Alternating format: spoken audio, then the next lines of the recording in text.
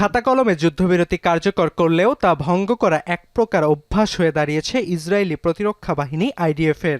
গত বছরের অক্টোবরে যুদ্ধবিরতি কার্যকরের পর ট্রাম্প গাজায় হামলা বন্ধের প্রতিশ্রুতি দিলেও হরহামেশা ইসরায়েলি হামলায় মৃত্যু তালিকায় যুক্ত হচ্ছে নতুন নতুন ফিলিস্তিনির নাম।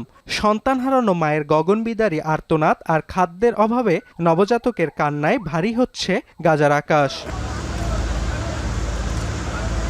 সোমবার গাজার দেইর ই বালা, খান ইউনিস ও বেইত লাহিয়াতে ইসরায়েলি হামলায় কয়েকজনের প্রাণ ঝরেছে।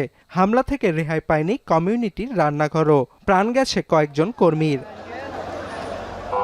এছাড়াও সম্প্রতি ২০২৩ সালের ৭ অক্টোবরের হামলার সঙ্গে জড়িতদের মৃত্যুদণ্ড ও প্রকাশ্যে বিচারের বিধান রেখে একটি বিতর্কিত বিল পাশ করে ইসরায়েলি পার্লামেন্ট নেসেট।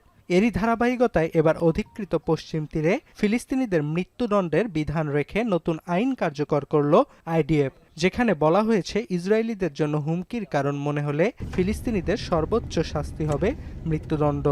আইনটির সবচেয়ে বিতর্কিত দিক হলো এটি কোনো ইসরায়েলি নাগরিকদের ক্ষেত্রে প্রযোজ্য হবে না, শুধু সামরিক আদালতে বিচারাধীন ফিলিস্তিনি অভিযুক্তদের ক্ষেত্রে এটি কার্যকর হবে।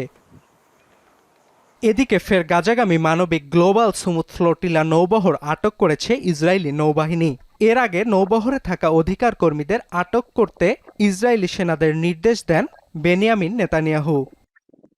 এদিকে হামাস কমান্ডার আল হাদ্দাদ হত্যার ঘটনায় ফিলিস্তিনের স্বাধীনতাকামী গোষ্ঠীগুলোর প্রতি নিজেদের সমর্থন পুনর্ব্যক্ত করেছে ইয়েমেনের হুথি গোষ্ঠী। অন্যদিকে যুদ্ধবিরতির মেয়াদ বাড়ালেও লেবাননে রক্তক্ষয়ী হামলা চালিয়ে যাচ্ছে ইসরায়েলি সেনারা। এতে প্রাণ ঝরেছে বেশ কয়েকজনের।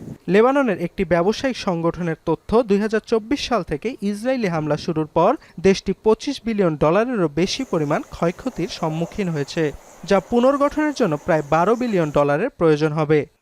অর্ণব প্রসাদ, এখন বিশ্ব।